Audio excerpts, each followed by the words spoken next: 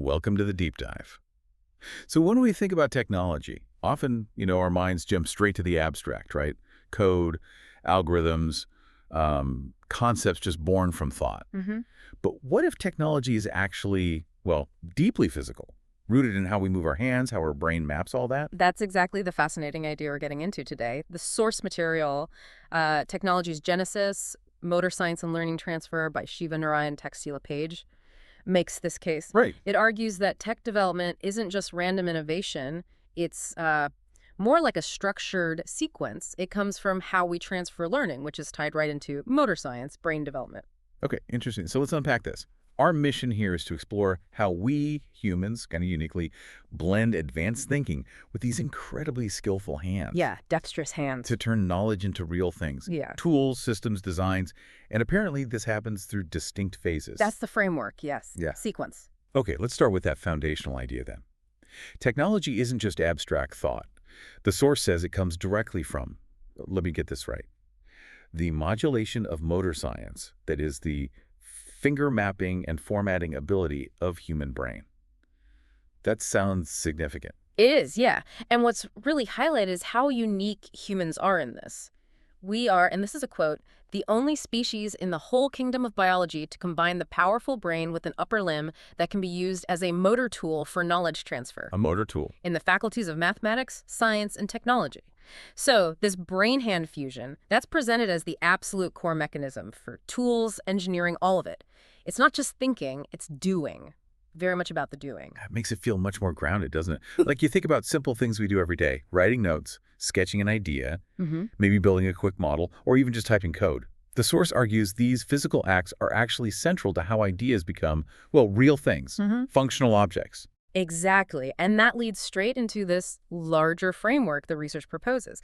Technology doesn't just sort of pop into existence. Right. It emerges, it evolves through what it calls a defined series of learning transfer phases. And in these phases, imagination, creativity, motor skills, they all come together, they converge. And these 7 phases rely heavily on that motor mapping and formatting ability of the brain, especially through fingers. Writing, sketching, coding. That physical part is central to making things, to innovating. Without the action, the idea often just stays an idea. Fascinating stuff. Okay, let's peel back these layers then. Phase 1, the scanning phase or definition phase, sounds like more than just a quick look. Oh, definitely. It's not skimming. This phase involves deep reading. Really reading each word to get a full picture, building the matrix and spectrum for processing of learning transfer and memory formation. Okay. It's about really understanding the purpose, the core blocks of knowledge transfer, laying that solid groundwork. Got it.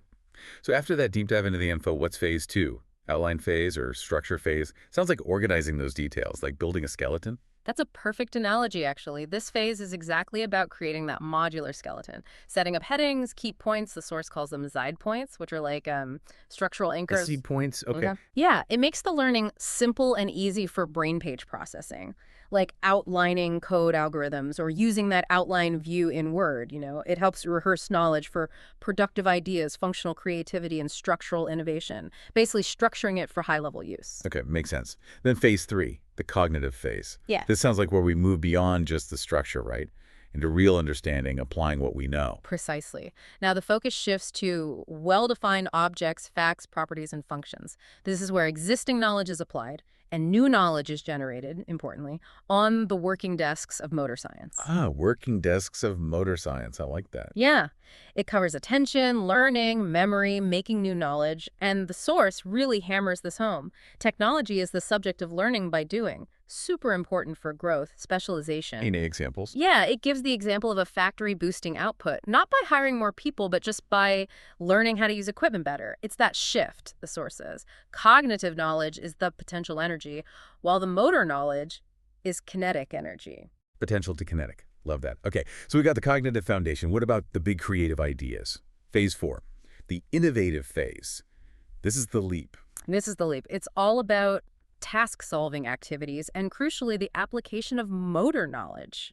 Here, your brain's higher functions prefrontal cortex working with the anterior cingulate cortex, basal ganglia, cerebellum. Wow, specific. Yeah, they work together to generate novel solutions, reconfigure existing knowledge, and form new technological ideas. The brain is synthesizing everything from before, leading to those intuitive leaps and innovative modules, a real shift from just analysis to, well, vision. Okay, brilliant idea achieved. How do you make it real? Phase 5, formatting phase. Yeah. Turn the vision into like actual plans, blueprints. Exactly that. It's called the vital bridge between innovation and execution. Taking those breakthroughs and systematically organizing them into executable modules and functional blueprints. Right. Specific brain circuits get involved again. Dorsolateral prefrontal cortex, basal ganglia, cerebellar circuits, they fine-tune, sequence, structure everything, making sure it's consistent, scalable, usable. It's the detailed work of making innovation practical. And of course, nothing's perfect first time. So phase 6, the Taxshila phase or updating phase. This must be about learning from mistakes, fixing things. You got it. This is the technological phase of mistake corrections, bug fixes, and performance improvements.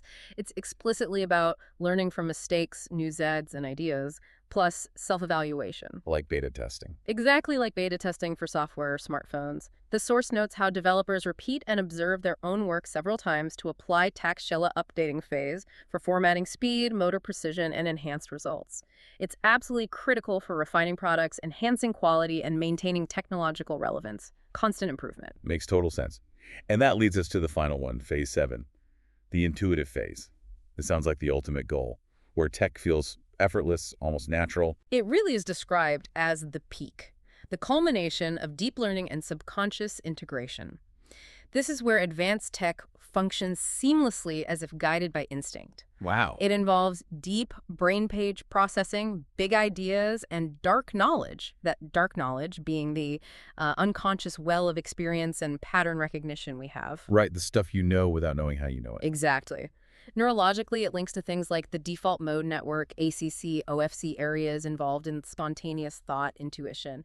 This phase means a technology has achieved global readiness. It responds dynamically, feels totally natural. Okay, so stepping back from the phases, if technology really grows out of this brain-hand thing, these steps, what does that mean for, say, education? Preparing people for the future? Well, the research argues pretty strongly that national advancement in math, science, tech, economy, it hinges on redesigning education systems. How so? To prioritize motor-based knowledge transfer, learning by doing, and productive skills development, it stresses that just cognitive learning, just knowing stuff in your head, is insufficient for real-world success. That's a pretty direct challenge. Yeah, it is. And I thought this detail was amazing. It highlights how fine motor skills develop through early pencil use, writing, drawing, making models. The baseline. Lay the foundation for future abilities in engineering, coding, and innovation. Things often overlooked in cognitive-based education systems. It's not just what you know, but what you can do physically. Absolutely. The source puts it bluntly. Conventional education.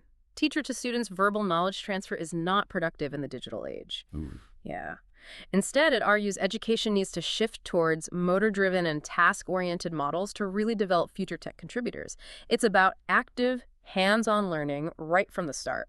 What an incredible journey today. We started thinking tech is maybe just abstract, but this deep dive really uncovers this profound link between thinking and doing, between cognition and motor execution. The force sums it up so well.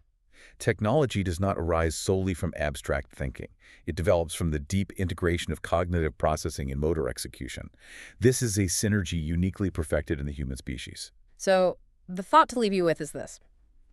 If all tech, from a simple hand axe to complex AI, is really rooted in learning by doing, in the physical act, in this finger mapping ability of our brains, how might really getting that connection, that embodied link, change how you think about learning a new skill or tackling a tough problem or even how you might design the next intuitive technology? Something to really chew on, isn't it? Yeah. A completely different lens to view how we create, how we learn, how we interact with technology, right down to our own hands.